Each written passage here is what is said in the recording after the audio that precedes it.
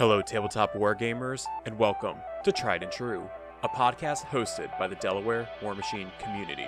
Join us as we dive deep into topics around our favorite games, exploring methods and techniques proven to enhance anyone's gaming experience.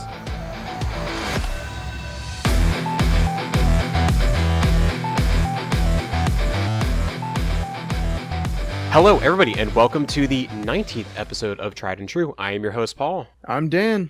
Oh man, back again, Dan. It's been a bit of a hiatus, right? Yeah, actually, I haven't been on an episode in a while, so I'm really excited to get back. I mean, like, I think in general, because we did the last How to Plan Your event, but with everything like Mark IV happening, we're getting a bunch of games in, we're testing out the new rules, and it's been great. It's been a fun time. We are currently prepping for PAX Unplugged right now, so if you follow Advanced Maneuvers, Tony over there has been putting a plug in for that on his channel, so he should be having one more episode online, I believe next week. He's going to be doing a live stream, and I also believe that it is November 17th at the time of the recording, so you should be able to sign up. So if you go take a look, it says that it is a 50-point Mark IV event. There's going to be a way for us to, if you have any questions about it, you can go and post those questions, and we'll answer them during the Advanced Maneuvers stream next week.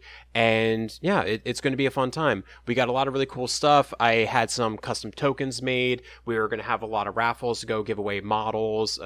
We actually ended up getting some prize support from Privateer Press. We got an Orgoth battle box as well as 2 of those Alexia models. So if you ended up not doing the longest wait, Dan, actually, if you wanted to, you could actually come up and get your Alexia model. So oh wait, that's right. You ended up getting it with the shared custody with Pete, right? Yeah, that's right. But I have to share my baby with Pete. All right. Well, it's true. It's true.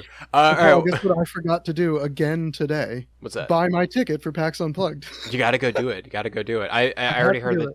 I've already heard that some people already started signing up for it, so it's going to be fun. I signed up for the tournament. I didn't buy my ticket for the con yet. Oh my gosh. Oh my god. All right, well, let's go ahead and thank a couple of people. So More Than Dice, thank you for giving us a platform for this, as well as all the other podcasts that we have out there. So you have Advanced Maneuvers, you have Boker Broadcast, Minority Report, War Dice. There's lots of good stuff that's out there. If you like what you're listening to, please consider subscribing onto the YouTube channel. We have battle reports. We have Mark IV battle reports coming. Hope you're going to be excited about them. There's some really fun stuff. I know that there is an Infernals Grimkin match that's in the works, and I believe at the time of recording they are actually, I think they're recording the what is it? It's Gators versus Signar, I believe, is happening tonight. So yeah, that's going to be coming out soon. So it's really, really exciting stuff. And then finally, for everybody that's on Patreon, thank you for your continued support. If you want to go ahead and support the cause, take a look at the Patreon. You'll see it in the show notes. And all your support helps us be able to create more quality content for you. Now, without further ado, if you go and take a look at the episode, we actually have a very special guest. I actually wanted to have this guest on for a while now. We have Marcy. And for those of you who do not know, Marcy was on the WTC American Team USA Apollo.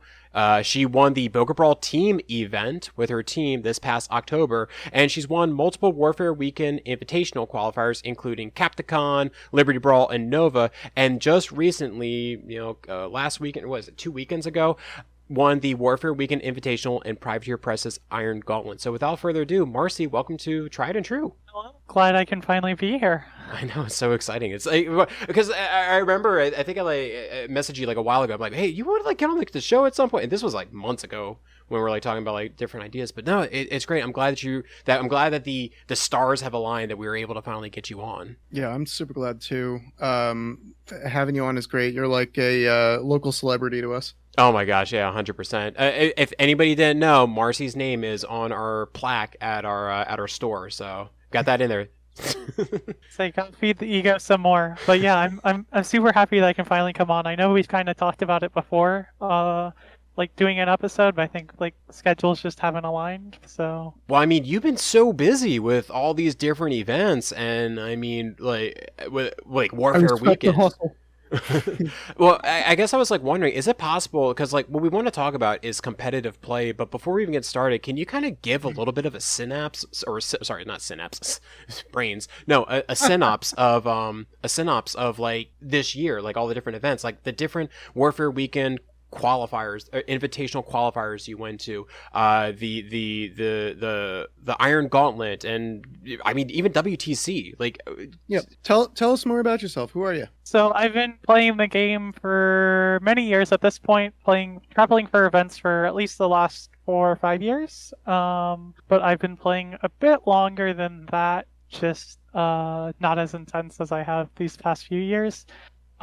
This year I was able to go to just about one event per month, which was pretty great. I've kind of just been going to more and more. Like I did LVO, which was not my best showing, but it was like a wonderful event, and like can't win them all. But that was the start of my year, and then we had Captain Con, which I always enjoy the event. Seth and Zoche run a fantastic event.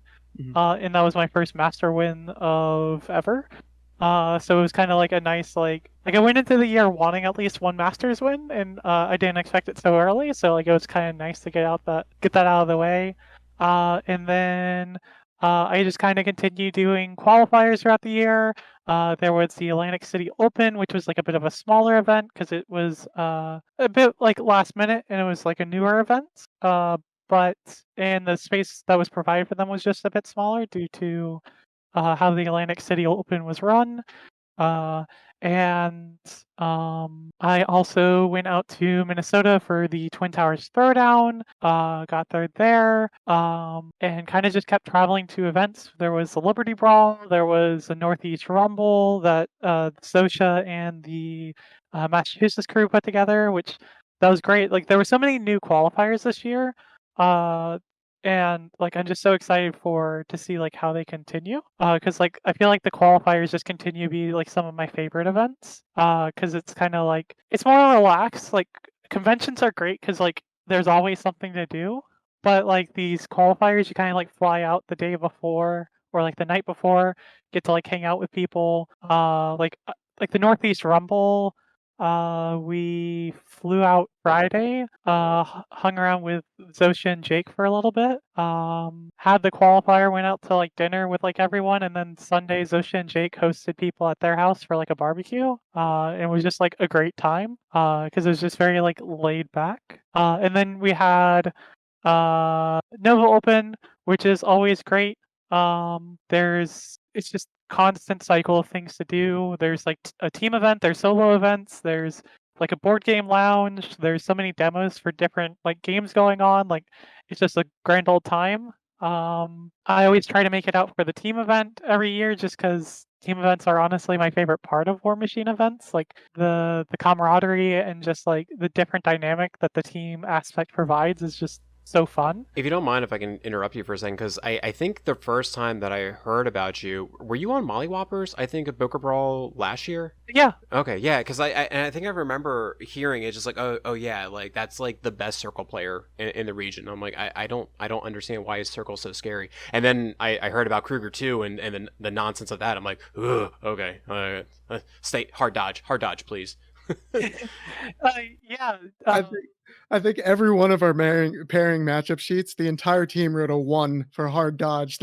I remember that in that event. I remember that year because like Erica had the list that she had to go and play. And she just put me in Kruger too. I don't care. Yeah, She's like, 5. I can do it. that's always a nice part of the fact that I was a Circle player is during team events. A lot of people just didn't want to deal with the list that Circle typically provides, so you got to get bussed a lot of times, which was nice. And then how about you talk about team events? How about the WTC? Like how was that different, or I guess similar to the other team events that you've done? So it definitely was a bit more. I think it was a bit more high stress than like anything I've done. Just because like everyone's there, like everyone there is like a top player. Like it's kind of like the best of the best. And everyone's like gunning for the top, and like it's such a big time investment in terms of like prep and build up towards it that like it's definitely a bit more high stress, and for us, this was the first year for 4 of the 5 people on the team, including myself. So there's definitely like a bit of like freshman jitters that you kind of have to deal with at the WTC. Like there's definitely some aspects to like team selection where you consider people who have and haven't gone before, just due to like the environment there and just like the headspace you have to have.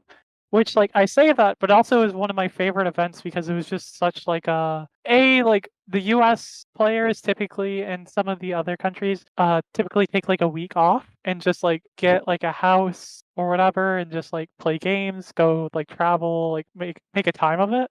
And like that's wonderful upon itself. And then like while the event's high stress, it's also like a very relaxed pace. Like everything ran on time, but like you get a lunch break after round 1.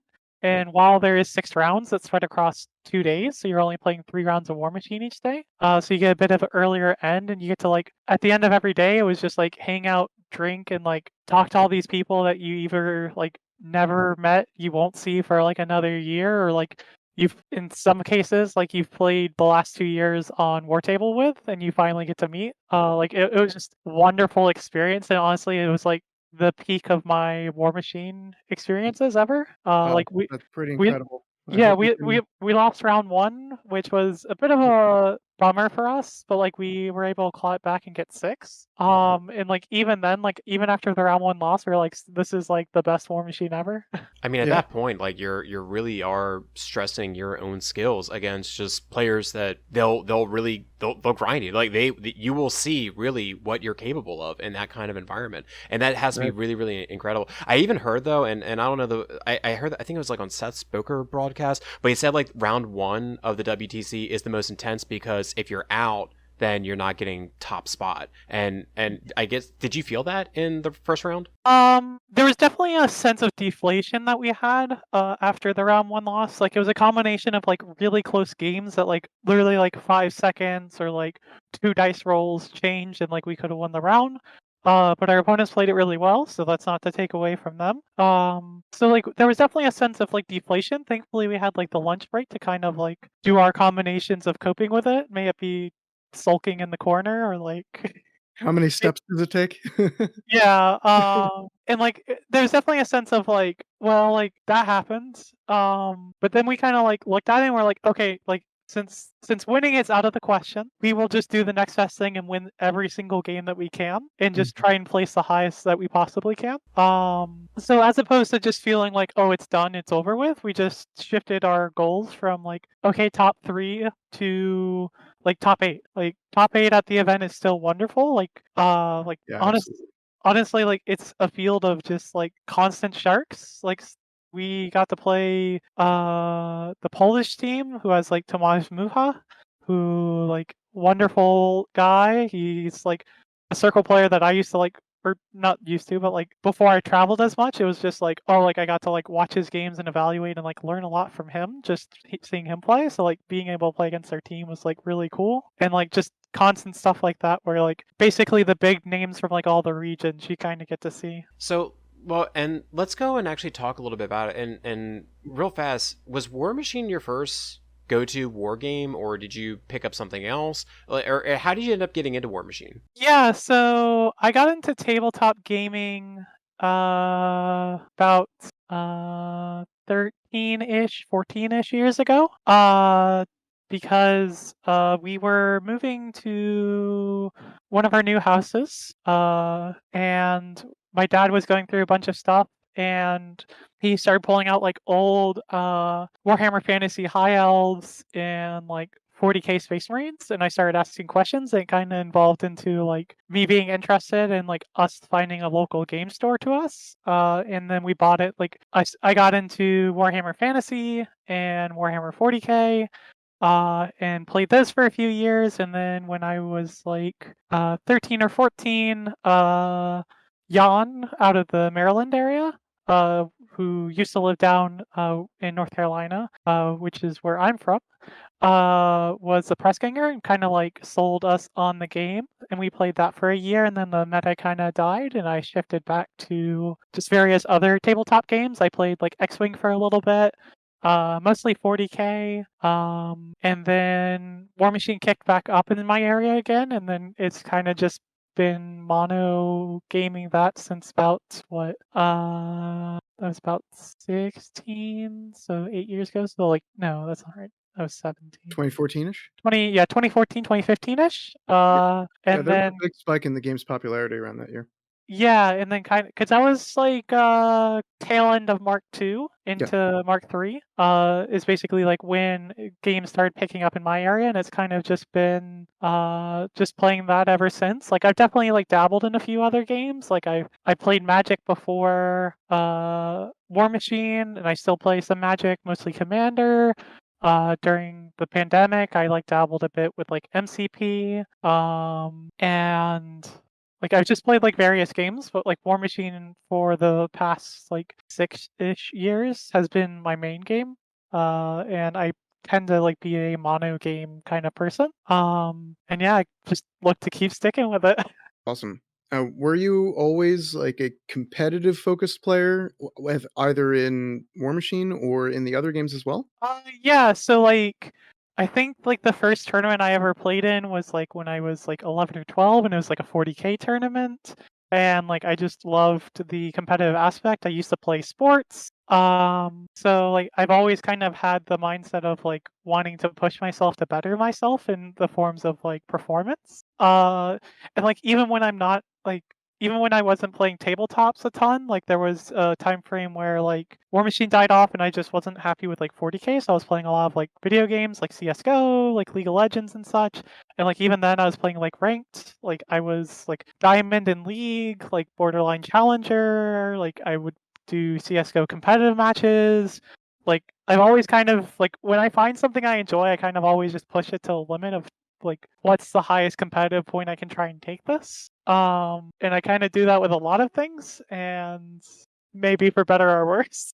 I can But relate to that. yeah, but it's one of those things where like I've definitely over time like there's aspects of like my hobbies and like games I play where I definitely like take them more casual, but like I always just feel the need to have some form of like competitive outlet. So yeah, I've always kind of been this way. So, but you said that you've always been this way. Have you found that the years of playing since the 2014, 15 time, like, has this helped shape your competitive nature? Have you just picked up skills? Have you picked up, maybe like personality traits or something, or coping skill? I guess like how have you changed as a person, like while playing this game to becoming Yeah, more competitive? yeah, I think over time I've definitely like the competitive nature that I'm have now is very much different than what I had like let's say like 8 years ago, especially like when I was like League was my main competitive outlet.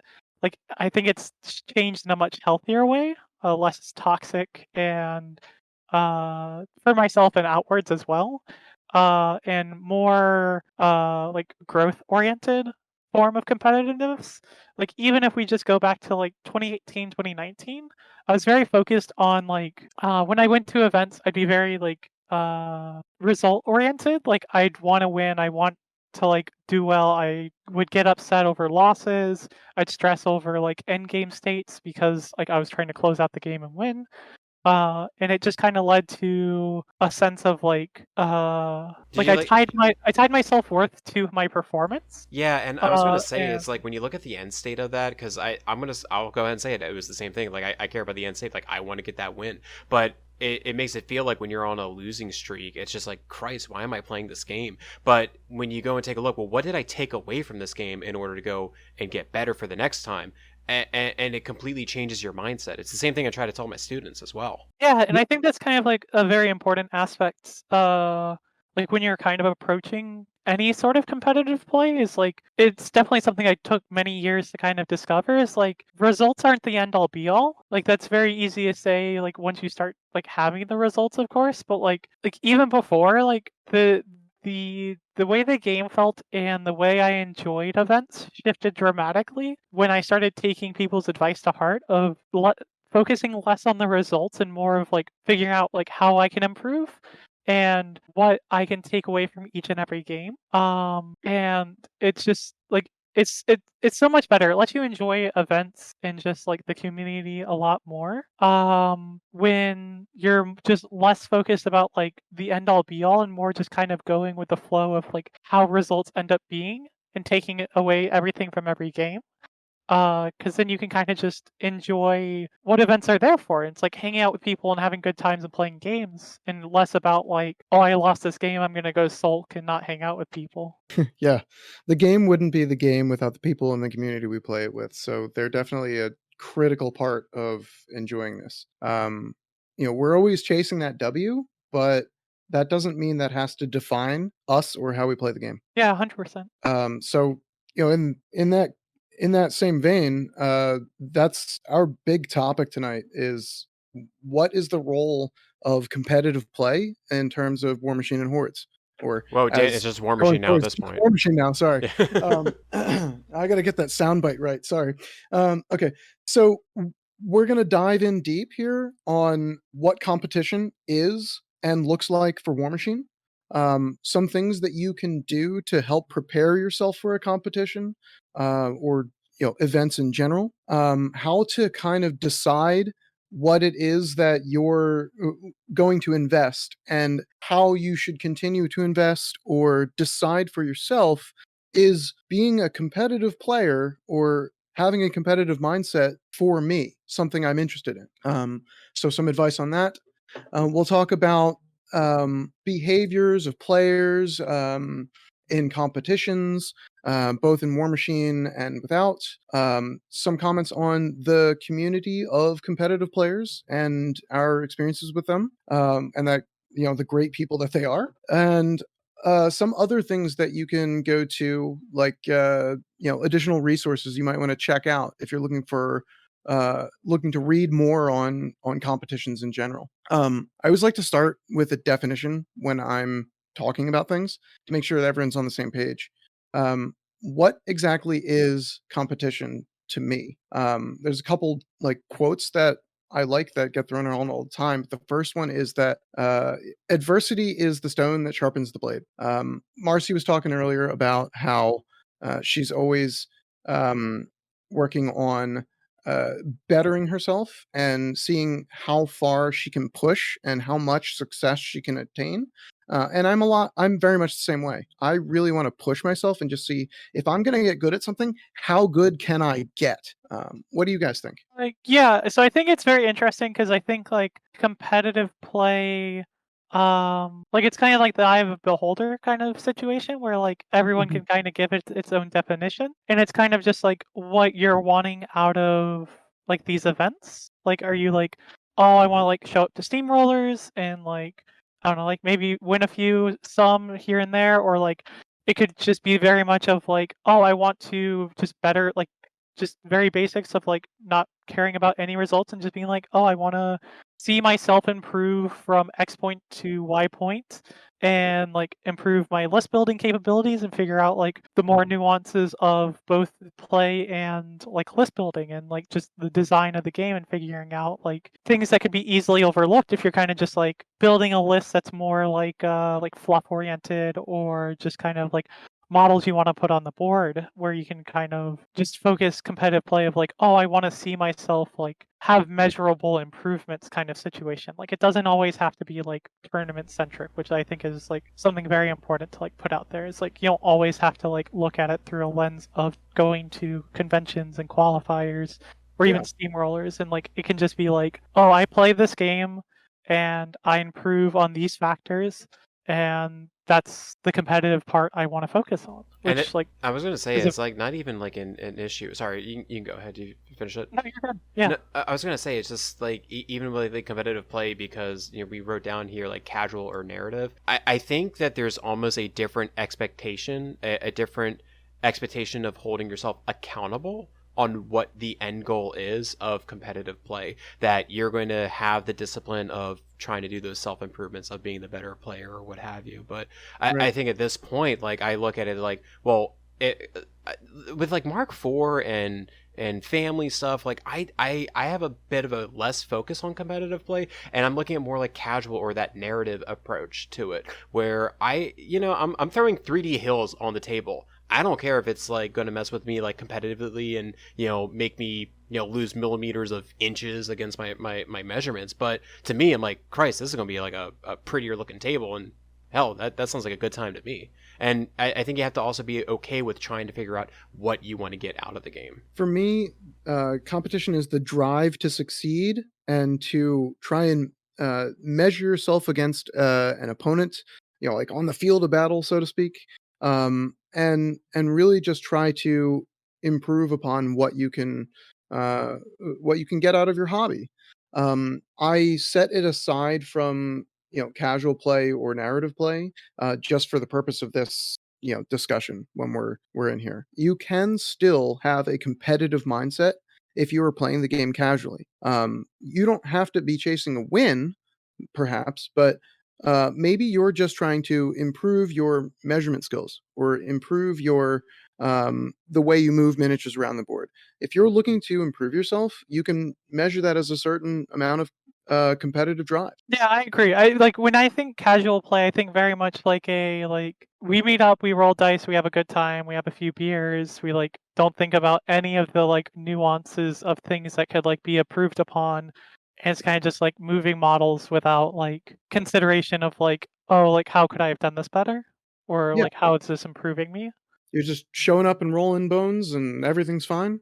Yeah, The which is great. competitive, yeah, and I absolutely endorse having that much fun with your game. I endorse having Um, drinks when you're playing that way too. that's right, beer machine.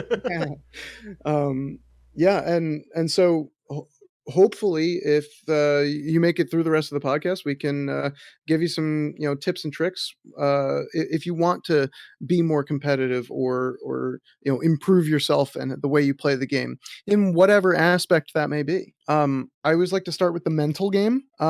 Marcy, do you have any tips for us on things you can do to like prepare or debrief yourself when you're playing? You talked about um, improving in different aspects, but what are some things you can do to try and like measure things so that way you know how to improve or what improvement even looks like? Or even like tools that you could use as well, because I know, Dan, you have the Iron Grudge app, and Marcy, I don't know if you use it as well, but even something like that just keeps a track of the list that you played against what specific faction, and just using that, like, yeah, what kind of things have you used in order to make these improvements? Yeah, so like I'll just talk about things that like I've noticed myself to improve. Like everyone has different tools and needs. But I'll just talk about like kind of what I did this year and like years building up to this year.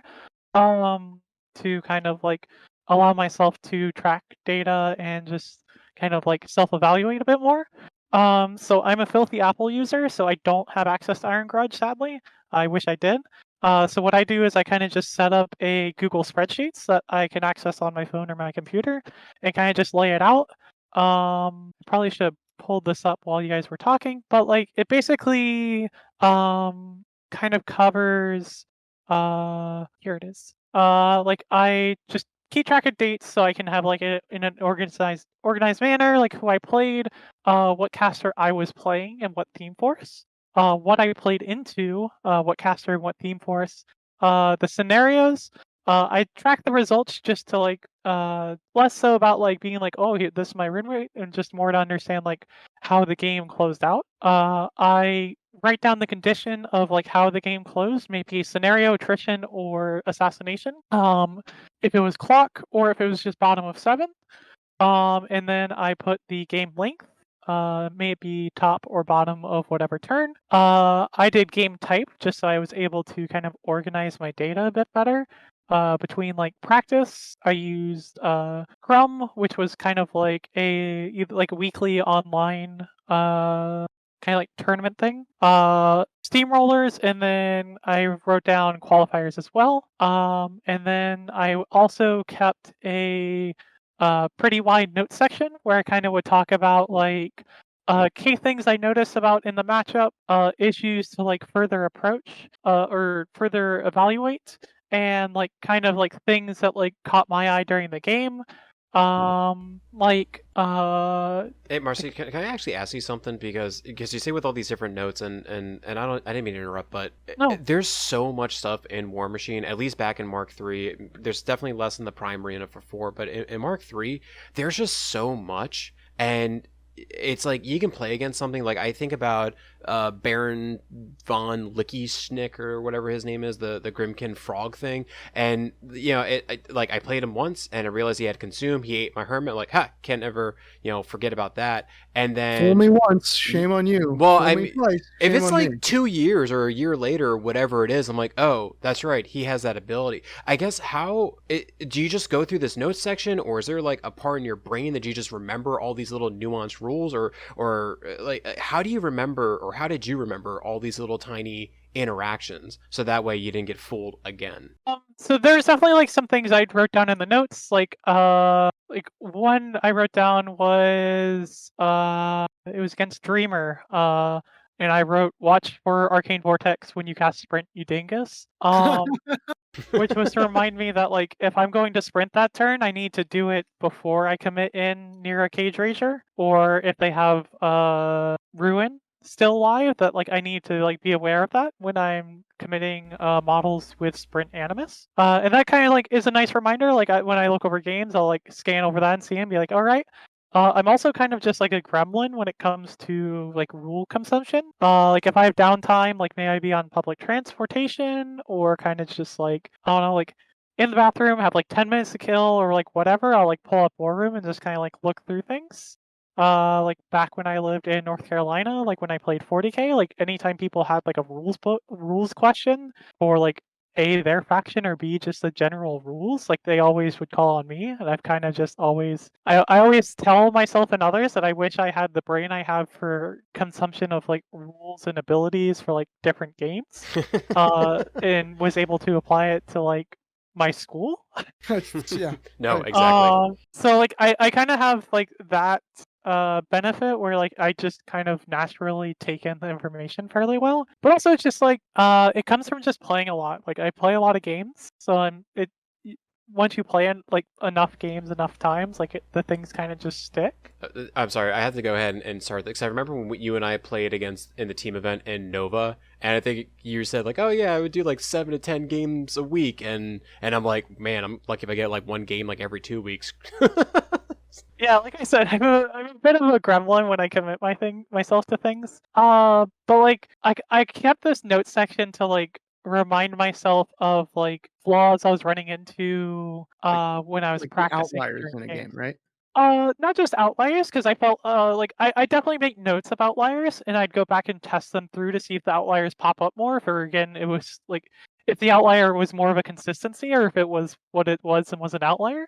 Because Mhm. like sometimes you get diced and you just can't control that.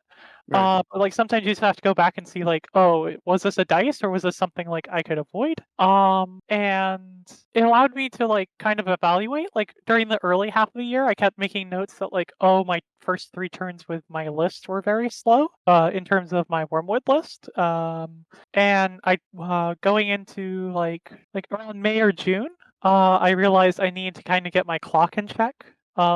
Because I kept going back into my notes and seeing like, oh, like these turns are slow, like your turns are taking long, you're Mhm. ending the game with like not that much time left, Okay, and I just sorry. committed myself to 7-minute turns. Yeah. I have to ask that because I remember I made that comment when you played where you had the things and like this is where Wormwood's going to go be and just I remember just making the comment like it was just so clean, everything was going to where it's going to go and be, and before I realized it, Marcy passes the clock to me and everything was in its place. Is that like you do drills for that, or is it just from playing all the different games?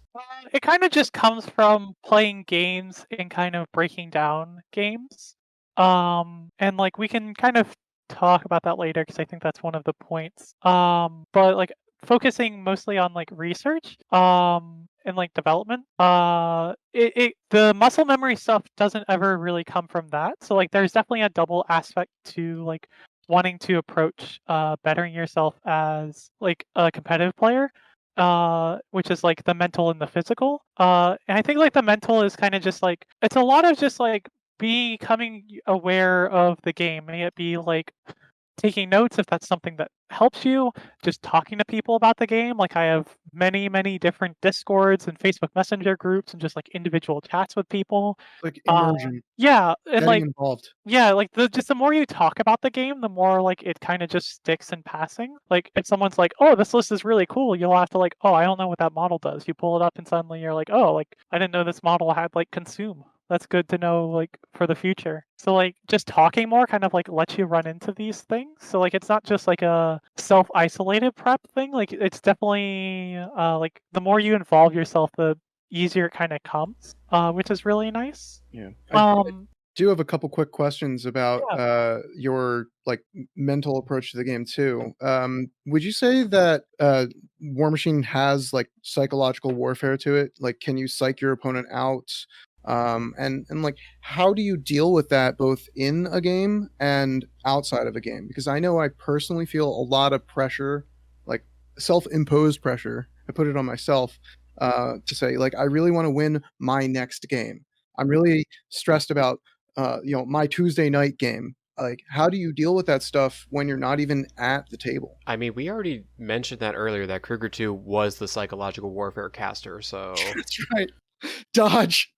Yeah, so like I think a lot of the psychological effects that come from playing War Machine are very self-imposed. Like a lot of the ones, especially like from people I know, is like kind of self-induced things, like getting in your own head from like stress of performance or just knowing that like you have clock issues. So either playing your turns fast and making mistakes because you don't want to clock, or over analyzing and end up falling into your trap of like stressing yourself out about the clock. I don't think there's a lot of like there's definitely like some aspects where like you can kind of go into a game and know that like this is a bad matchup, so you can kind of play like the like, oh, I'm just gonna play a very passive game because you know that you don't have to worry about being the aggressor and kind of just get to control the flow of the game. And I think that's the closest I ever like delve into like psychological warfare is like if I know it's a matchup that's good for me just from like practice, like I can kind of just like I never have to do anything. Like I'm putting all the pressure on my opponent to like do things.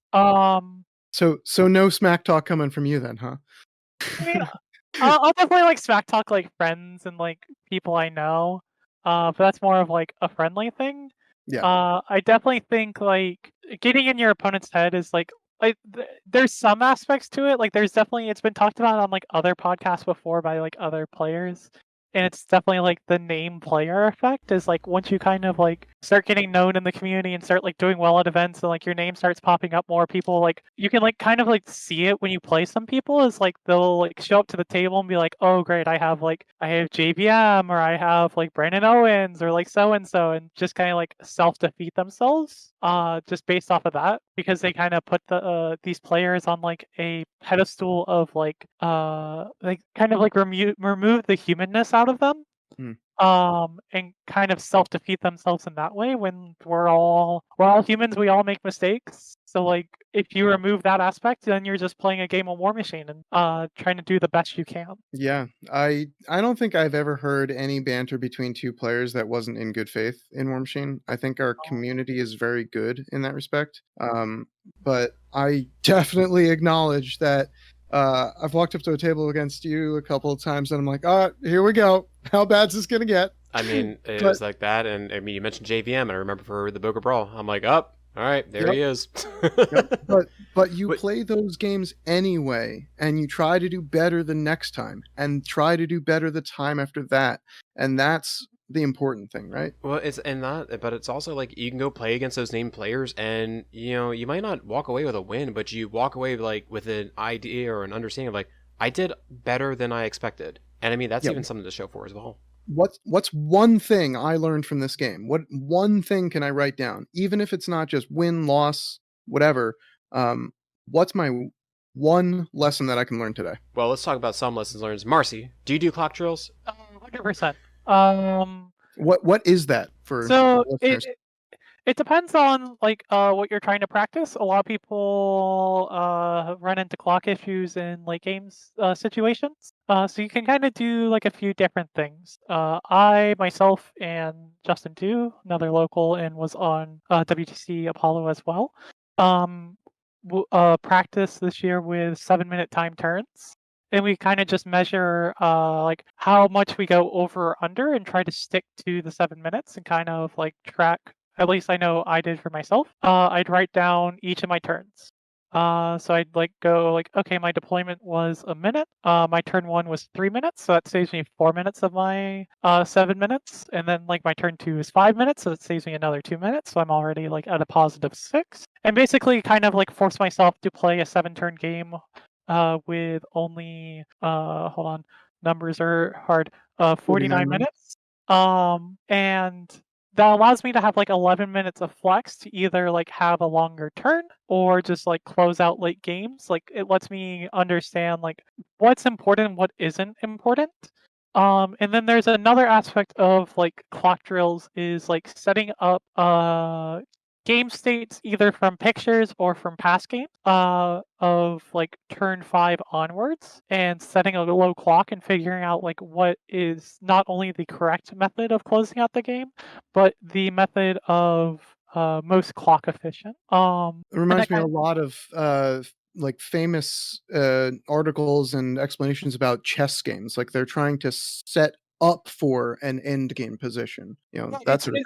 It's very much similar to like a lot of chess like drills is like you set up something that you know will likely happen. Like if you play a matchup enough times, you know kind of like the ebb and flow, so you can kind of like boil it down to like, okay, this is the pieces we should have left, or we played this like 5 times and this is typically the pieces we have left. Let's play the game from here because I need to practice. Like maybe my late game is like very messy because like I try and rush through so I don't clock, or like maybe it's messy because like I just don't know how to close out.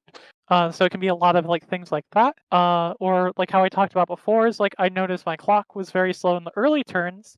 So I figured out like ways of speeding that up and also figuring out how to play under the pressure of 7 minutes. So that way if I did need to have very short late game turns, I was very practiced with that already.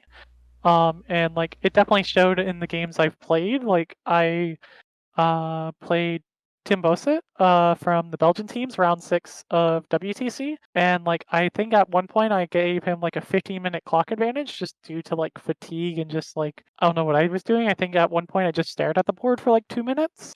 I've done that. I've been there. And I think I needed to play the last 3 turns of the game with like 12 minutes or something like that. Or no, maybe it was the last 4 turns of the game with like 15. Like it was something like stupid that I shouldn't have been in the first place. But like without those drills, I definitely wouldn't have been able to execute it the way I was. I definitely had some like situations of dice that definitely helped me figure out the game end state when I played him. But like the practice definitely showed when I played like 3 turns with 8 minutes and ended my turn 7 with still 2 minutes to spare. Like it's definitely something that like I noticed improved me the more and more I did it. So there's definitely benefits to it. Can I ask though, for the clock drills, do you do that with a friend or do you do it by yourself? I guess you can probably do it with both. Am I right? Yeah, so I do it with both. Most of the time when we're playing practice games at the game store, like we have our local store is very like supportive of like what we like we're trying to do this year, and we were trying to like grind for WTC. So they were willing to kind of just like I think the last like 2 or 3 months before WTC, they'd kind of show up and just be like, "What do you want us to play?" So like they were willing to do whatever. We never really held them to clock, so we always either may it be when because even before doing 7-minute turns, I would do 50-minute clocks, and like if they wanted to play on clock, I just set them to an hour and myself to 50 minutes, or I just have a timer or set a timer on my phone and just set it to 7 minutes, and basically as I start every turn, I just start the timer, and then they kind of just play the game however, and we kind of just like talk through the game and make sure like the plays we were making were kind of like the most optimal. If we realize we mispositioned, we just like reverse the positioning. We do a lot of dice fixing, so like if we're trying to like figure out like the end state of a game, or like just figure out like how commitments go, and they like commit a heavy into my heavy and roll like 5 back-to-back like 3s and 4s on 2 dice, we just say like, okay, let's pretend like three of the 4 of these were 7. Mm-hmm.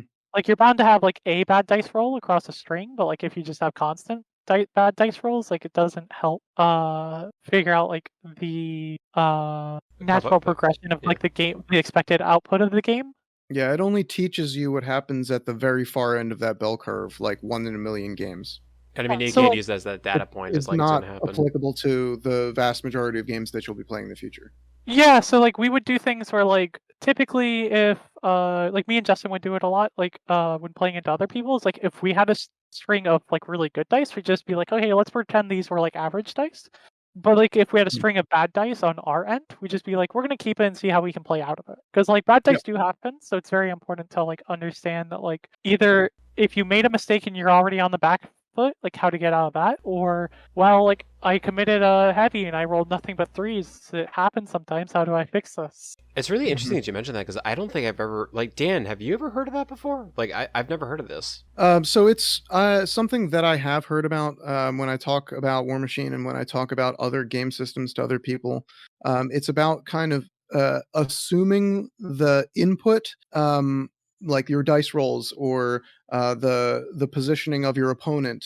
The thing that is playing into you or working against you can be assumed to be average or achieve average results, like sevens on dice most of the time, and that advantages your output of your test, because it will be more applicable to more situations because you're going to see that average more often than you'll see either a string of very low dice or a string of very high dice. Is No, that that's about right, yeah. That's Marston? I think. interesting. Yeah, basically you're looking to create the most consistent board state on the opponent's end, and kind of on your end. But like still keeping enough spikes to be like if we roll like a string of like 5 dice and there's like 2 1s and then we get like a box stars, we're like, okay, that's about average. We don't need to fix that. Mhm. And then also just like being like, okay, it's fine for me to play from the back foot because this is more important. But like if I just spike your heavy off the board with like 2 attacks, that doesn't do anything for our testing. Like we know how a game plays out if I just get good dice and I'm already playing like an even matchup and not making the mistakes that lose me that matchup. So like Right. let's play a game where like we have even to below average dice rolls and figure out from there. And it's a lot of like It's like uh kind of like tilting a pinball machine. You want to nudge your game ever so slightly in the correct direction, so that way you can get better results out of it. yeah, and we also do a lot of things where we like we'll be like we'll just play games and like obviously like we'll just go through turns and then just be like, why is that model there? Or like me and Justin will do it a lot to each other. We'll be like, does Harvey or does Aurora need to actually stand there? We'll be like, oh no, we're just like punting the game for no reason. Or we'll be a thing I like to do when I play new casters for the first few times is I'll just be like, okay, I'm just gonna put my caster here. If they're like, are they dead? Oh boy, I I love standing in the charge range of heavies. Hmm. if I back up 2 inches, do I still get to do everything and am I still dead? And just kind of like through that process. Like I think the first like 10, 15 games I play with every new caster, it's just a constant like, oh, I probably die here. What, Okay, I died. What about like the time commitment for those games? Because you were like saying like you and Justin will be like, okay, why is this guy here? Like, do you have to dedicate a night for that? Do you dedicate a game for that? Like, what does that time commitment look like? So yeah, so our game nights are Wednesdays. We typically are able to fit in like 2 to 3 games depending on like what work and school and etc. looks like for everyone, and just like what showing is like for the night. And we typically fit like 2 to 3 in there, and then we do that like some more tabling, and like we basically kind of just have some sort of variance of this kind of practice always going. Maybe like depending on like how hard we're testing a matchup or like how much we need the data from that is like kind of like how much effort we put into like the dice fixing and the like evaluating of like correct model positioning and just like constant questioning. But like we typically are able to still fit it like a game in within like a 2 hour span to maybe 2.5 hour. Just between like us already like knowing what our models do and just like going through the process. And there's a lot of points of like a game where you can kind of just like stop it and be like, okay, I've gathered enough information from this. And kind of like move on to something else. You can assume the outcome after like turn 5, basically. Yeah, or Might like help you cut the end of the game short if you think you already know what's going to happen, so you can squeeze another game in. yeah, or like it'll get to turn 3 and be like, this seems super advantaged or disadvantaged. Let's re-rack and figure out if it was a mistake, and kind of just like stop the game for that point, because it's like if I'm up like 4-0 on scenario and like there's no way of me like clawing back in, or like it's not a tournament game, like there's definitely reasons to have those like figure out like how to claw back in practices. But like if we're just like trying to figure out how a matchup's played and it's like, oh, this is like unplayable at this point, there's no point at playing anymore, so we just like re-rack or we like switch things up. We figure out like, is this just a bad matchup, and we kind of just And like then stop there. and then the focus of your next practice can be preventing that game state that you think is unwinnable. 100%. And then like, so we typically do 2 or 3 on a game night. We fit in war table games. We like to do weekend games or just like entire practice weekends, depending on like what our weeks look like. Like I know in August, me and Justin had a weekend where like Saturday we played like 5 games. And then we went out and like watched a movie, and like my wife joined us. And then like just had a good time. And then like the next day I showed back up and we played like another like 6 to 8 games. I think we played like 13, so I think it was 5 and 8 was the layout.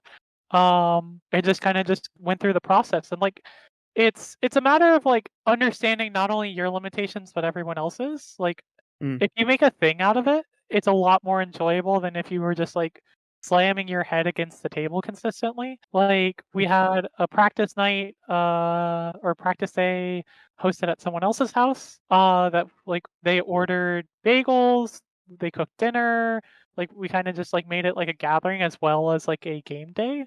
Yeah, And light some candles, set the mood, make a yeah, day. Whoa, whoa, exactly. whoa, whoa, wait. But like we have like movies going or like music playing. Like it's not as like nitty gritty as like people like to like make it out to seem. Is like the importance is like this is still a game, so like you want to find enjoyment of it, and like even if you're coming from it from a competitive point, if you're not enjoying it, then you're not gathering any good enough information out of it. I have to say Yeah. that's like a completely different ecosystem of an idea of like of how to even like go forward and play the game. Like I've never Yeah. heard of this before. It's great. And I do want to come back to enjoyment and what you can get out of that in a second. But I do also want to touch on some of the things I heard you say in that last conversation. I think anyone who's played a string of games in a row, if you've ever been to a steamroller or just had time for a second game on game night, it can be easy to feel tired and to get out of whack after you've been playing the game for a while.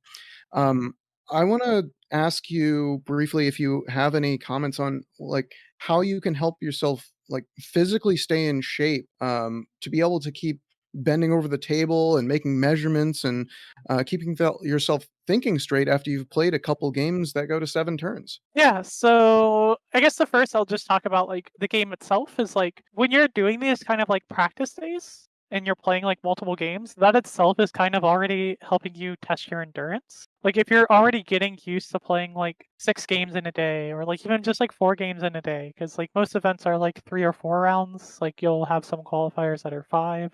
But you just kind of like already like, oh, like this is what it's like to play this many games. Like you're already like getting that kind of like mental endurance going. But a lot of it is definitely like making sure you're taking care of yourself. And it's very like ironic coming from me because I'm the kind of person to show up at a convention and be like, oh, it's 10 o'clock. I should eat dinner, my first meal of the day. And I guess I should have some water, which I've definitely gotten better about the water. The eating, no.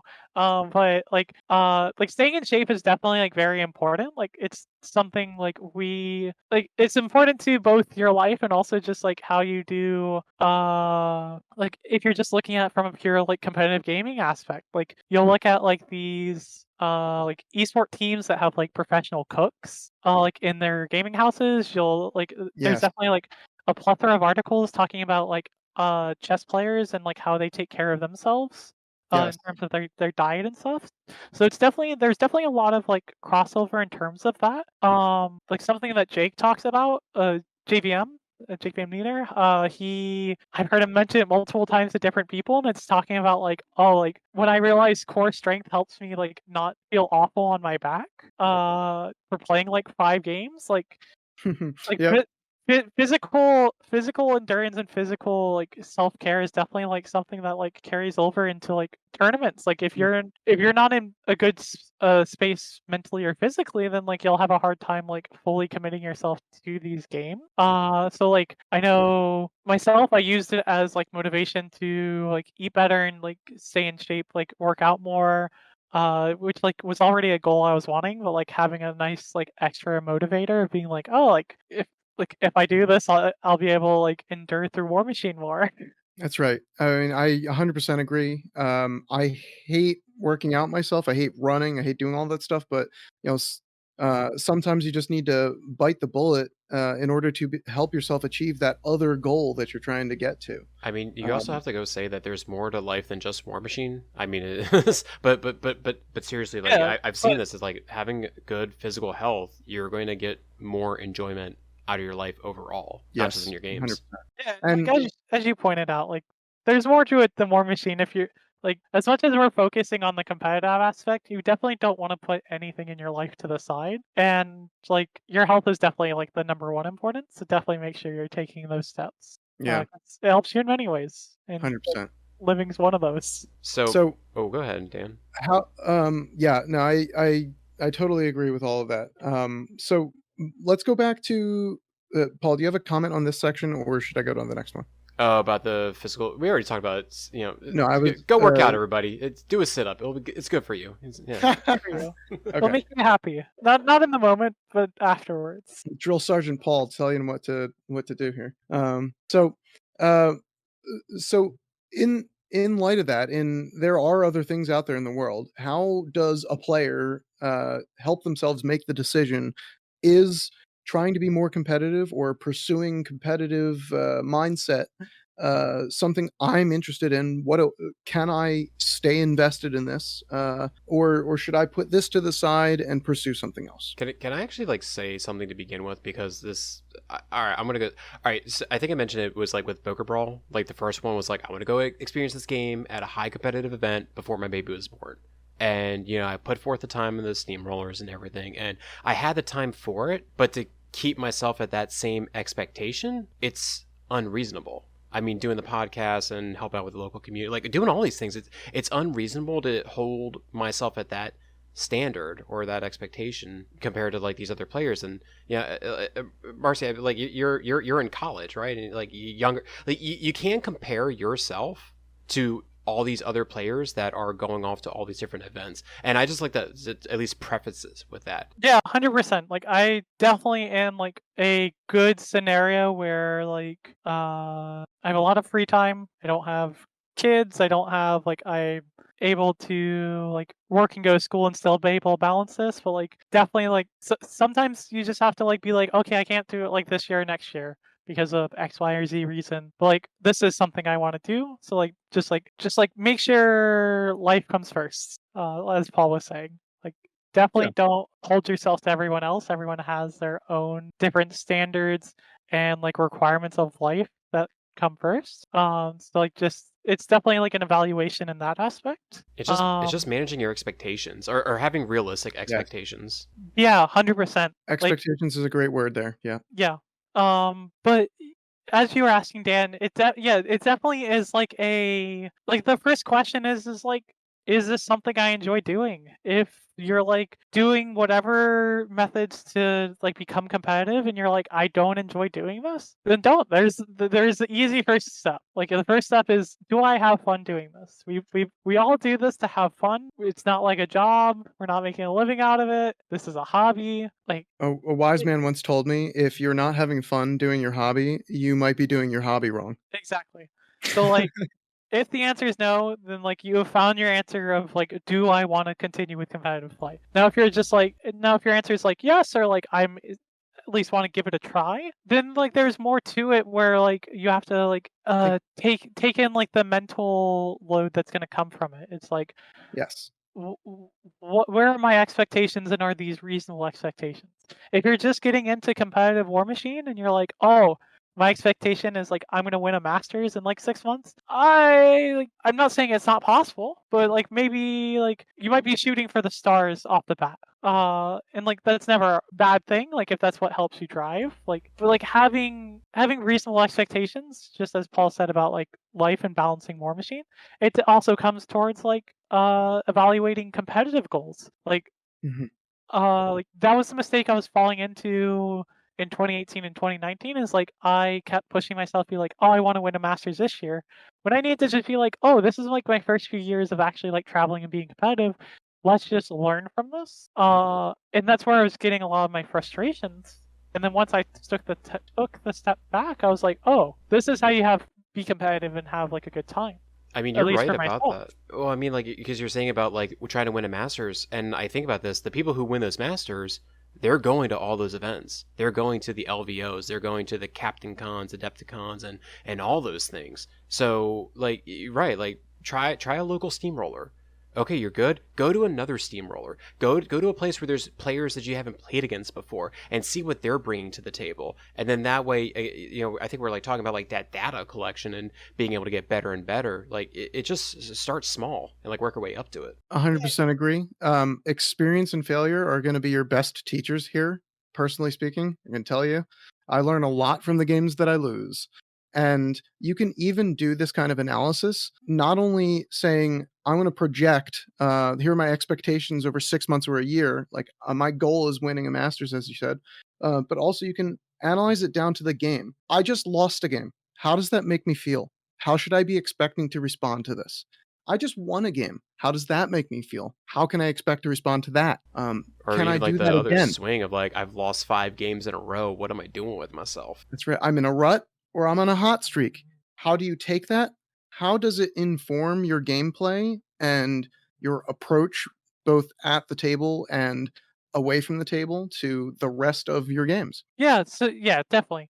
Like my favorite games are the ones I lose because let me rephrase it. My favorite games are the ones I lose not based off of a super dumb mistake because it allows me to really like sit back and evaluate and figure out like where I can learn, where I can better myself, and where my opponent just like outplayed me. And like that allows me to grow so much more than if I just like, oh cool, bottom of two, I 5-0 scenario win. Because like typically that's not like you have to do the right things to score out 5-0, but like typically it's just like, oh, my opponent messed up. So like yeah, you got the win, but like there's not as much data to take away from that. So like buckling yourself in and being like, I'm going to go through this journey, I'm gonna win games, I'm gonna lose games, I'm gonna have hard games, and just like having that expectation of like I'm not going to win everything. I might not even win most things, but I'm going to use all of these as an experience and as a learning lesson to further better myself. Is very important. Like I definitely had this kind of like self-evaluation at LVO. Like I went, I was like 3-6 or something, and this was like after this was this year. So like last year, I made it to the finals of Warfare Weekend in the Invitational. I like had decent showings at like some events. And I was like, okay, like what happened here? Why did I go from this to this? Like, did I just have a bad weekend? Was it like jet lag? Did I play bad? Like, what was it? I was able to like kind of grow from things. I like got to like sit back and be like, okay, like where's the issue with my list, Brad, or like other people I was talking to, and I was able to make changes to my Kruger list before Captain Con. I was able to kind of like evaluate like mispredictions about the meta. Like what mistakes was I making? Was I making like was this list errors? Was I testing something and I was just completely off on my evaluation, or was this my play? And I was able to like withdraw a lot of like, okay, I mispredicted the meta. This was like still like pretty early on after the like super mega update for Mark III, where like everything changed, all the point costs are different. Like we didn't have a ton of time, so I was like testing a lot of like new things. Like LVO, I played Morvana 1, like Wild Hunt, and Kruger 2 with like a Fulcrum, and I was just like, this isn't it. This was like the wrong call. and like what are we to expect more of? Like, not to say like I played all my games perfect, because I definitely made mistakes, but it allowed me to like be like, okay, like this is where I messed up. Where like if this was like 2018, 2019 V, I probably would just beat myself up over the entire weekend and not like taking the steps to like evaluate like where did these failure points come from. Right, right.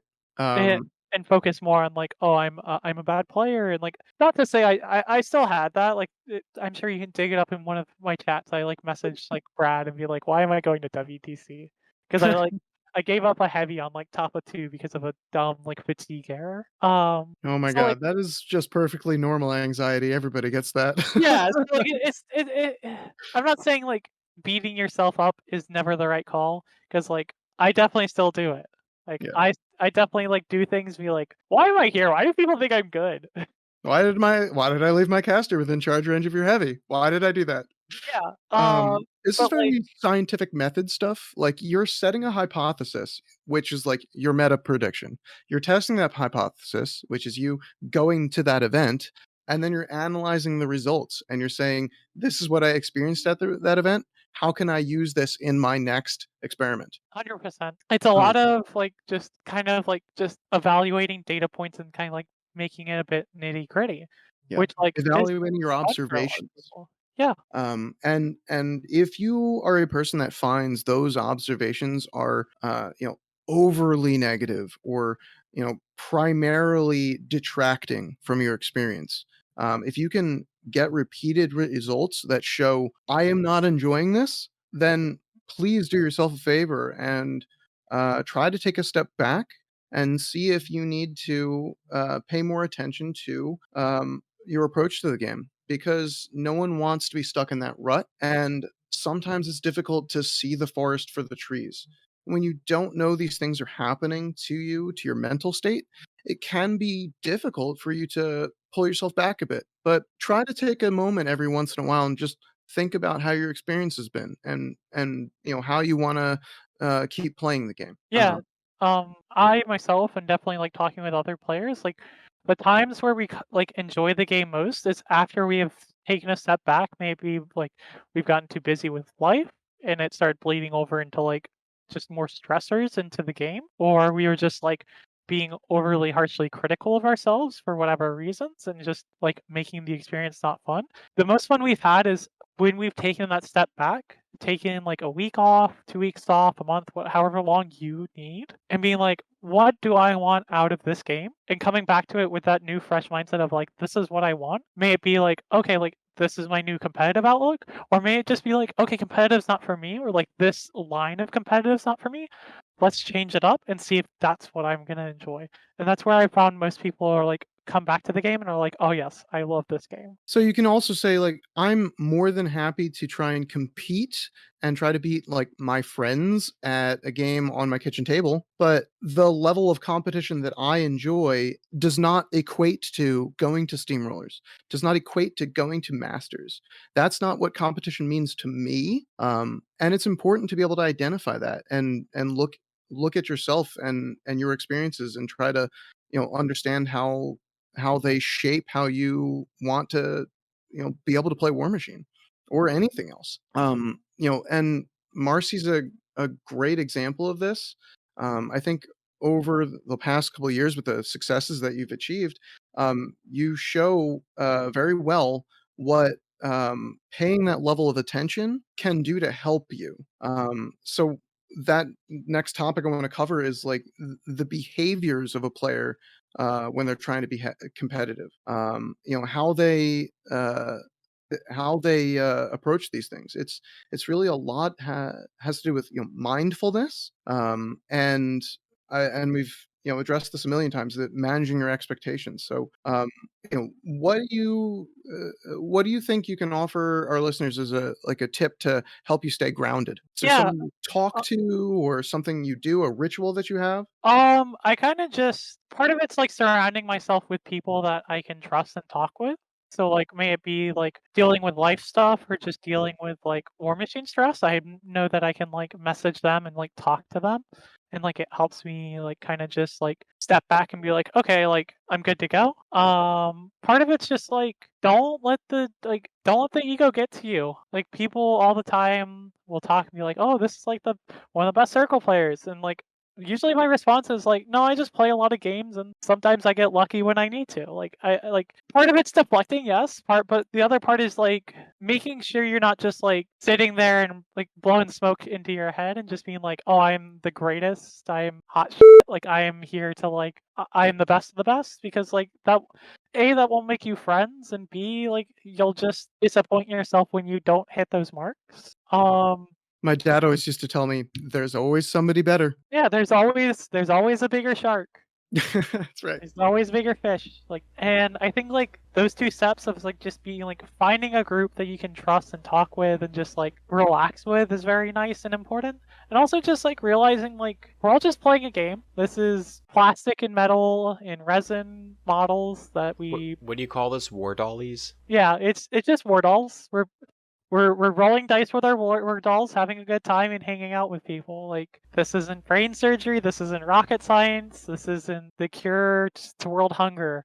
Like this, as important as we make, a lot of us make this hobby, it's in the end just a game. We're all having a good time. We're all playing a game. We're all looking for fun, and we all should be looking for opponents to also have fun. And if we're constantly like in this like stress or like ego filled state, then we're running into the issue of like then what's fun is if one-sided at best, sometimes not even one-sided. If you're stressing yourself out and like fueling your ego and making the game not fun for yourself, it's very likely the game's not fun for your opponent either. And then at that point it's like why are either of us doing this? Why we're are we talking here about again? So we're talking about the different opponents, and you talked about your local group that you have your practice nights, and everyone's really super cool about it. And I guess with like War Table, the greater online community, you're talking about playing some of these players that you played in WTC, or at least meeting them in WTC.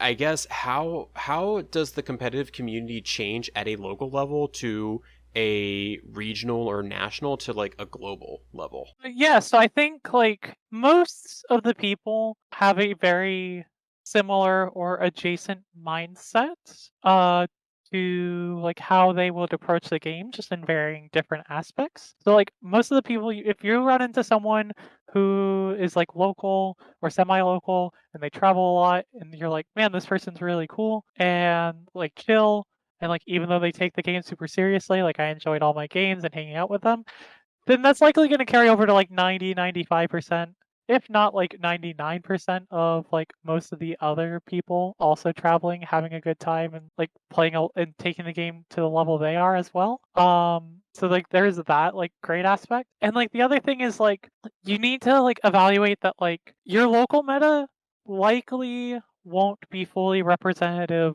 of the global meta. Even when you have a local meta of like, even if it's just like your local meta's 2 WTC teams, that's still not representative of the global meta. It's very easy like get in your own heads and be like, this is the best list. And then you end up playing it into like the global stuff and you're like, oh, I got stomped by stuff that I didn't think was good. I lost this matchup and I thought this faction was bad. So like putting yourself out there and being aware of like what everyone else is playing, and like being aware of like what different lists are showing up in different places, staying up to date on like discount games, etc., is like a very important thing to do. Because like your local meta might be like, oh, we have like 8 ret players. Because I know that was the longest time for like the Philly region. It was like everyone and their mother played ret. Oh, tell me about it. I have nightmares of the war, flashbacks of the war playing against Retribution because they've always been such a boogeyman to Kador. You show up to an event and you're like, oh, there's like a ret player of like the 32 players. Yeah, and Weird. it occasionally ends up really warping my perception of what it looks like to go to events, because I'd always show up to the store on Tuesday night and kept getting stomped by the local Ret or Signar player, but then they wouldn't go to an event and I'd be like, why can I beat all of the Signar players here? What's happening right now? It's definitely something to keep in mind and keep framed up in your your lens when you're observing your games. Because but you can't draw every single conclusion from the experiences that you have, in your backyard, basically. No, I think like War Table has definitely been one of the like biggest improvements to that. Is because not only is it allowing this new like online community of like talking about lists and sharing and a lot of like crossover of what's being played, but it allows you to like play into people that you might never have been able to play before, or like might be able to like play once a year if you're lucky.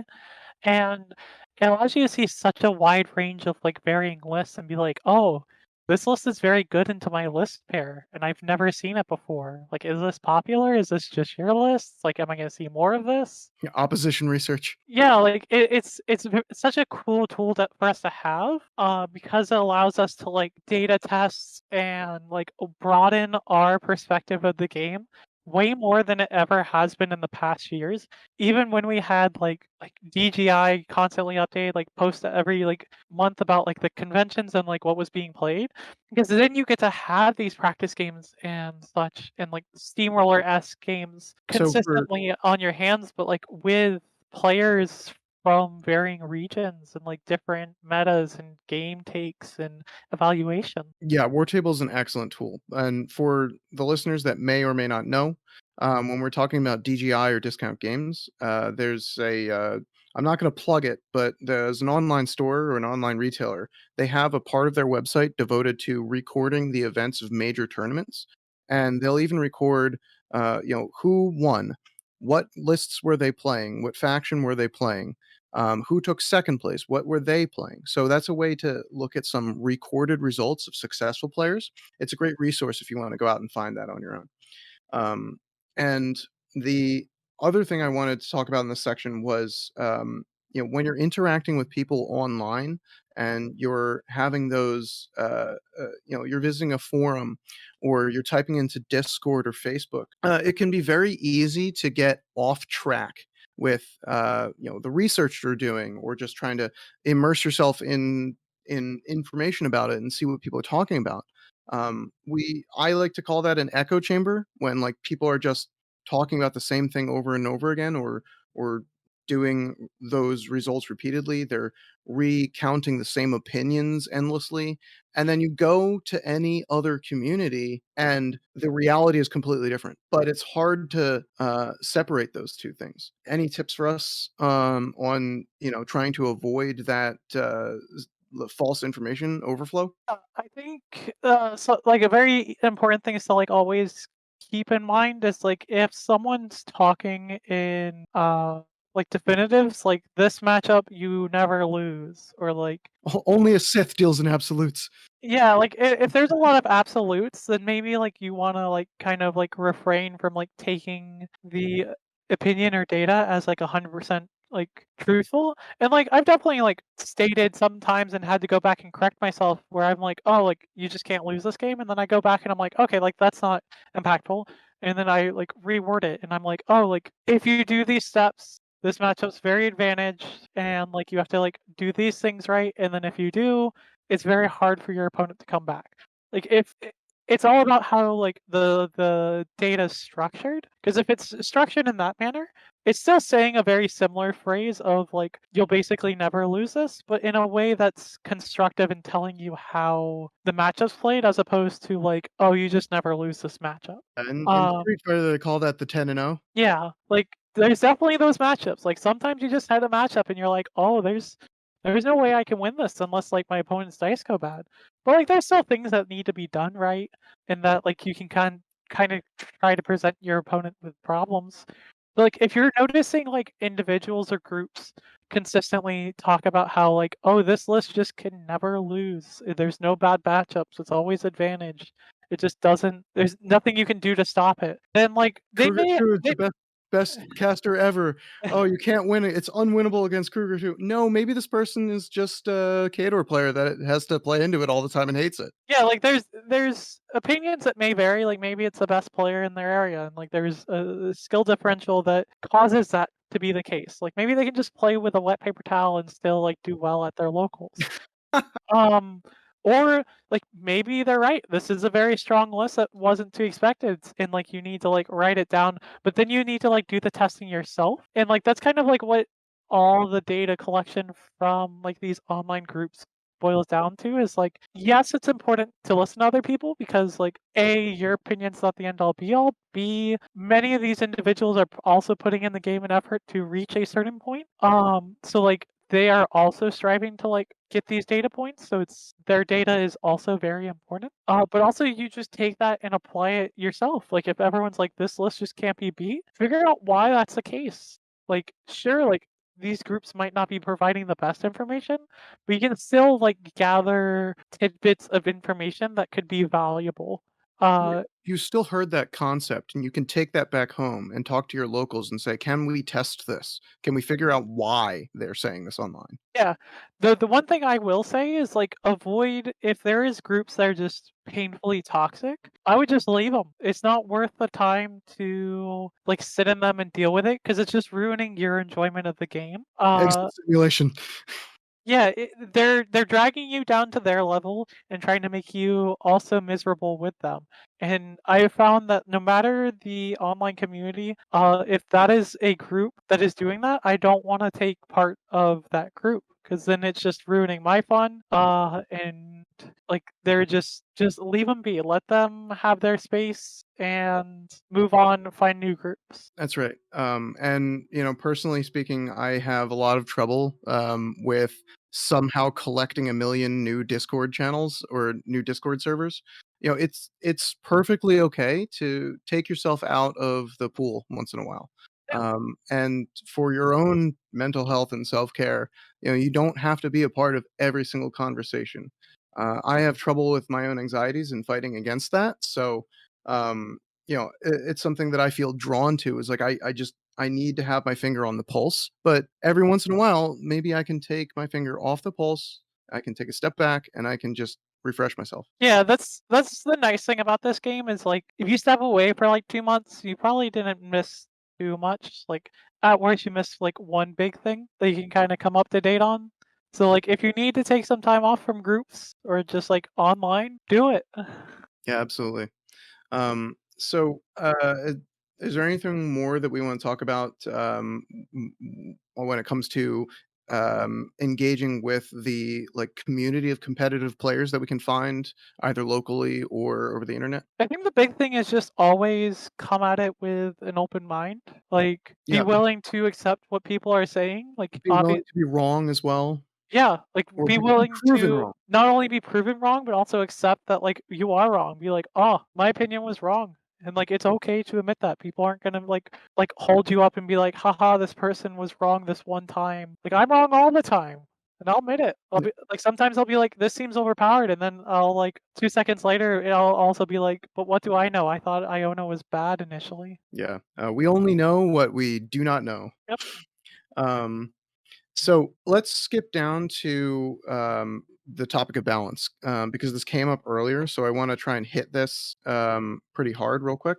Um, what are we gonna? We're gonna talk about balancing the hobby of competition, both War Machine and otherwise, with the rest of your life. So, Marcy, we talked about you are a student currently. So, how do you stagger your school with playing War Machine or any of the video games that you might be competitive in, etc. Yeah, so, like, just when it comes to school, it definitely that and my work always comes first. So, like, if I have to take a week off of gaming because of, like, I have a project or a paper I need to do, I'll do it. But also there's, like, a lot of, like, things I'll, like, do shortcuts on to make sure I have the time for gaming and such. Like, there's been times where I'm like, "Oh, I'm gonna go to this convention," and I'll just, like, on the plane ride there and back, I'll, like, finish up an assignment and like I'll front load my work. Like a lot of the times when I travel when I have to fly for cons, I will uh take the week off from playing games and make sure I front load all my schoolwork. That way it's kind of like out of the way and done. And like thankfully a lot of the times when like school is wrapping up, it's typically like during the off seasons of War Machine anyways. Like my semester is ending now. I don't have any conventions or anything to go to. So like there's that benefit of school, but also just like being aware of like the cans and can't. Like maybe I don't have to go to all these conventions because like between school and work I just can't afford it or have the time. So like realizing that like the game will still be there and putting your life first is still very important. But like there's a lot of like things you can do to like balance school and the hobby, like between front loading work, like doing schoolwork or whatever during downtime, of like travel, like if you're on a plane or like carpooling and someone else is driving. Like there's a lot of things you can do to like balance it without losing out on experiences. Yeah, I totally agree. And so now we talked about some of the players and everybody in the community that you'll interact with, but it's also important to keep in mind you're gonna find that you might need to balance, uh, being a competitive person or a competitive player with your personal relationships away from War Machine or away from whatever you're competing in as well. I know I'm married. Paul's married. You're married. We've all got somebody else in our life, or if you don't and you want one, I hope you find one. But um, I was extremely lucky in that my wife does a lot to protect and help me observe my interests and my hobbies, and she's always willing to watch the dogs so I can go to a tournament. She's always understanding when I say, I really need to spend some time and go paint or something like that. But I always make it my business to try and go out of my way to be thankful to her for those things.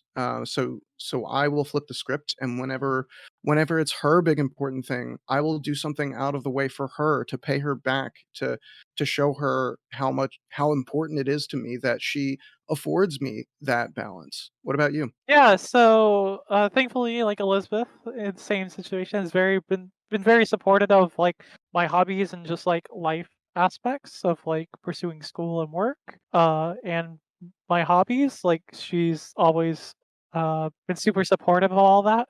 So like I'm in like that spot where like if I'm like, hey, like this weekend I'm gonna just like be gone playing War Dolls, she'll be like, that's cool. Like Yeah, Jenna says, "Great, more time on the couch with me and the dogs."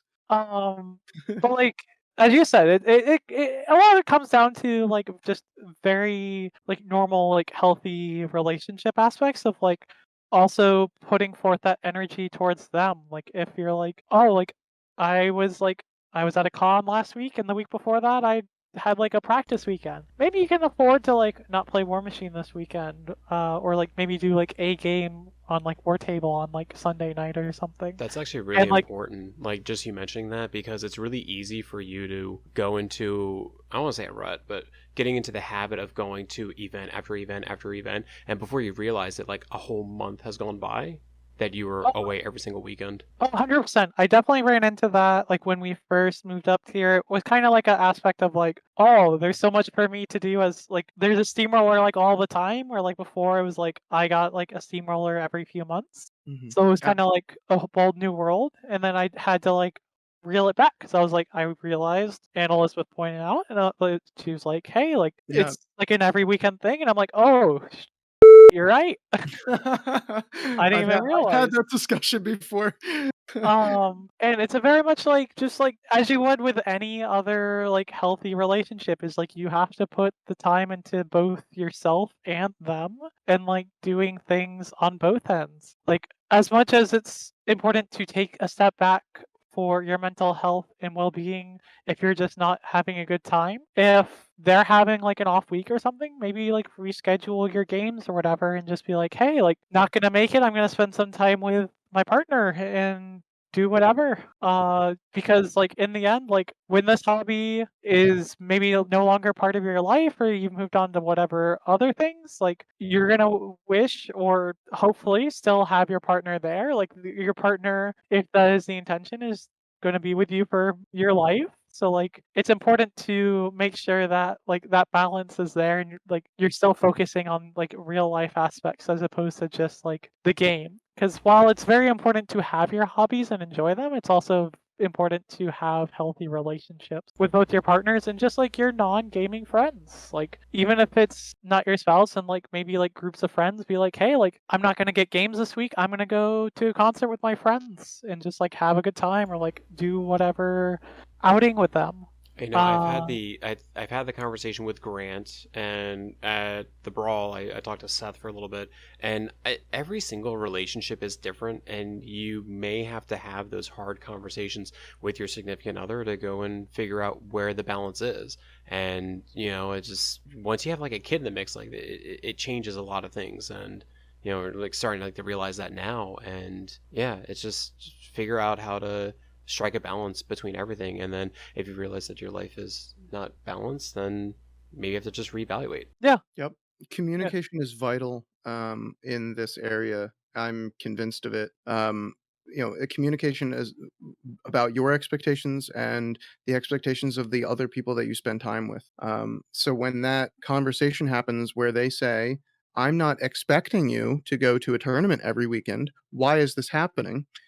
You need to be able to understand that you need to communicate about what the deal is.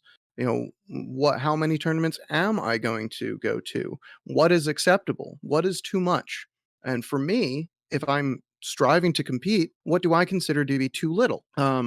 Personally, I've tried to in the months where I'm trying to be competitive, I'll try to go to at least one weekend tournament. So that's 1 of 4 months a week. I will make sure that I'm dedicating at least one weekend of that month to being at home with my partner, my family, or a close to home personal event. And the other 2 weekends often end up being picking up whatever the pieces are of whatever's left and reacting to something, or doing a spontaneous event, or maybe a second tournament if I can squeeze it in. But that is like the system that Jenna and I settled on and that we're comfortable with because we talked about it, and we both told each other what we were looking for, and what our limits were. yeah. Communication is important in all aspects of life, and that will hold true to balancing your hobby with your partner and your friends. Like just making sure like you just talk and communicate about things, like figure out what limits are and what you both want from it, and typically you'll find some sort of solution from it. You should be willing to listen and be willing to change and respond to things that you might not have expected you need to respond to. Yep. And doing this can help you form a better approach to the hobby in general as well. So it's really important that you try to be a little introspective and examine what your goals are with the relationships around the game, around the competition. So I'm going to quickly close this out with a couple of things that I've read over the years, that I've seen over the years, that I think could be helpful if you're looking for more information about competitive strategies or a competitive mindset. Everyone always goes to the example, but it's like the quintessential one. You could go to Sun Tzu's Art of War. Just Google it; it's everywhere. Back in 1999, someone, oh my God, I just dated myself. Someone wrote a great article about controlling the pace of the game and how to examine who's winning and who needs to respond. It's called Who's the Beatdown? And then there's also an author that I really like. He does a great blog and he develops competitive games himself. So he's got an article and a book called Playing to Win and it's written by David Serlin. You can look those up. Marcy, is there anything that you think our listeners could hit up for a good resource outside our podcast? Any sort of like, there's so many breakdowns about like esports gaming, chess, and just like Magic, like anything from those. I typically like will skim over, and like there's typically like good talking points in a lot of those. Like we talked about like taking care of your health, and I know there's a lot of like articles out there about like chess players who like focus their diets and such, and like there's just so much knowledge out there with the ever evolving aspects of like competitive gaming that like even though it's not War Machine centric, you can still take the core of a lot of those and just apply it to this. Like I know like the Who's the Beatdown article you're talking about, like I read that when I was playing Magic. And like it like you don't have to understand Magic. Like a lot of the context there is like still very much like okay, like basically you're just taking the game and breaking it down into different aspects and trying to evaluate it to like where you can switch it. And like all of this is like so very important. There's nothing specific that like stands out to me, but like I always find those articles just so interesting because it's so cool to see how they apply to just like any sort of competitive aspect. All right, well, I'm going to go and say this is that we've been recording for about an hour and 40 minutes now. Are we going to be able to talk about Mark IV and keep this under 2 hours? Yeah, let's do it right now. All right, well, All right, go ahead. Marcy, hit us. Yeah, Marcy, What are like, your thoughts on Mark IV as a competitive player? How do your current skills transfer over? I mean, I still think a lot of the core game is the same. Like the only thing that's very different is like movement itself. So like it'll just take time to understand like the nuance and like working of that. But like the game's still War Machine. Like you're still list building. It just in a different nature. You're still like trying to play the game of War Machine. A lot of the things are the same. So like I think skills from competitive players will just transfer over fine. Like you're just learning new aspects of the game. Yeah, I agree, and I think that is also a vote for trying to be a competitive player because even though the game is turning into a whole new edition, you can always take these lessons we're teaching forward with you to your next game, regardless of what format it is in. Let's talk about. Oh, so you've had a ton of success this year. Are you going to keep putting your nose to the grindstone and chasing your next your next masters, or are you going to take a step back this year, this coming edition, and see who else comes up? No, I'm definitely gonna keep grinding. The Expect nothing early less. the early part of next year is a bit up in the air. I graduate end of this year, so like Oh, congrats! it's always weird when it's just like, oh, like I have to like be an adult, like full adult now. So like between like work and such, like I'll probably be at like Captain Con, but like LVO is a question mark. I'd like to do Wealth Masters, but that's a question mark. So there's a lot of question marks the early part of the year. But I will be applying for WTC again, so like I'm definitely in it for the long haul. Great. So that's awesome to hear. Tell me, what do you think you're personally most excited for and least excited for?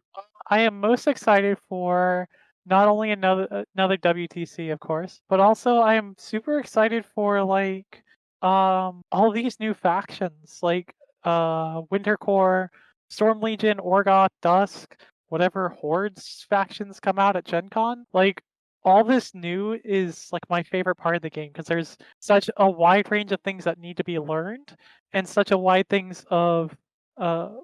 of things that can be like built and like tinkered with, and there's just so much like nuance that you can take from a new faction. Like we've seen it with Grimskin, we've seen it with like when Convergence came out, we saw it with Infernals. Like anytime there's something new, it just shakes up the game so much, and the fact that we're getting so much new to start off is like so exciting. It really is a gigantic whole new world. So so I don't want this to be a negative tone, but like, what thing are you least excited for? Is there something you're going to have to relearn, or is there like some part of that grind that you were talking about that that is your biggest drag? What do you think? I mean, I think I think change is a double-edged sword. Like I'm most excited for the fact that there's change, but also like the thing that like looms over me the most is like, oh, this is new, this is change, and I could be bad. So like I think the aspect of something new is scary because it's a very much unknown. And I think that's kind of like the thing. I wouldn't say least excited, but like the thing that like weighs on me the most is like new is scary. But like we've seen a lot of like talk about like steamrollers being shaken up. And it's not that I'm not excited for like shakeups of steamrollers. It's just the fact that like what I'm used to is going away, so it's hard for me to fully evaluate it without playing it a bunch. yeah, it's been weird because, or I don't want to say weird, but the new steamroller or the beta steamrollers or the beta scenarios that they released at Warfare Weekend, I was a fan of it. At least the direction. I'm pretty sure that anybody could say like there might be some polishing that needs to be done, but I like the direction, because fighting over arbitrary rectangles and circles, like, yeah, it's neat, but I think I'm more of that narrative kind of player, that I want a thing of why am I fighting over this thing? It's like King of the Hill. We're actually fighting over hills now. I mean, we call them platforms, but we're actually fighting over hills. Like, it's exciting. I like it. Yep, and that's you're right, and that helps you get the like the fantasy of the game and get invested and get involved too. So, I liked those scenarios too myself. I am excited to be approaching the game in a different way. I'm excited for all the different combos that might be waiting, ready to be discovered, kind of under the surface when I put these two units together because they're brand new and I've never done this before. And I'm really hoping to see what everyone else comes up with too. But also that's like my Achilles heel is being prepped for those matchups and those surprises. So I think that's the part that I'm most apprehensive about, is the all the like the arms race that's happening and everything my opponents are going to use against me. Marcy, what else you got for us? Do you have any questions for us before we close this out? So, how excited is the Tried and True crew to run Nova Open? Oh, absolutely. I'm currently working on, or at least the plan right now is that I'll be running the narrative event at Nova. So I think the current plan is to do the Orgoth invasion, but more details to come because it's like a year out. But I'm really really excited about it. Been working on terrain, doing some really cool centerpieces. So yeah, I'm stoked. How about you, Dan? Oh my gosh. I'm like I'm kind of like gripping my seat because I'm really excited to be involved and to have a chance at running such a big event that's so like well known and has a pedigree to it. But I'm also like super apprehensive because I know we did the sussy scuff and all that, but this Nova Open is gonna be a big event with several different attractive uh, you know games that you can play in, tournaments you can play in, a narrative event. There's a lot that's going to be going on that weekend, and I know there's going to be a lot to do. So I'm like having flashbacks of when I was planning my wedding. I'm like, oh geez, gonna have spreadsheets everywhere. It's gonna be there's going to be a lot, but we personally, I do it for like the love of the game and for the love of the investment. So I don't mind that. It's just I always have a certain amount of trepidation when I go ahead and run something, but I'm excited for it. I'm excited for a whole new world of Mark 4 and convention. yeah, it's going to be a great year. And so I hope all of our listeners will join us in celebrating that new edition and trying to bring yourself to the next level, being a little bit more competitive, and framing up your mindset to get ready to go toe to toe with a good enemy or a worthy opponent, as it were. And I think at this point, Marcy, this is the end of the episode. Do you have any final comments? Not that I can think of. Just keep playing War Machine and have fun. Well, this has been a great episode of Tried and True. So for everybody who stuck it out for almost 2 hours, thank you so much for listening, and we will catch you on the next episode. Take care, everybody. Goodbye. See you on the next one. Bye.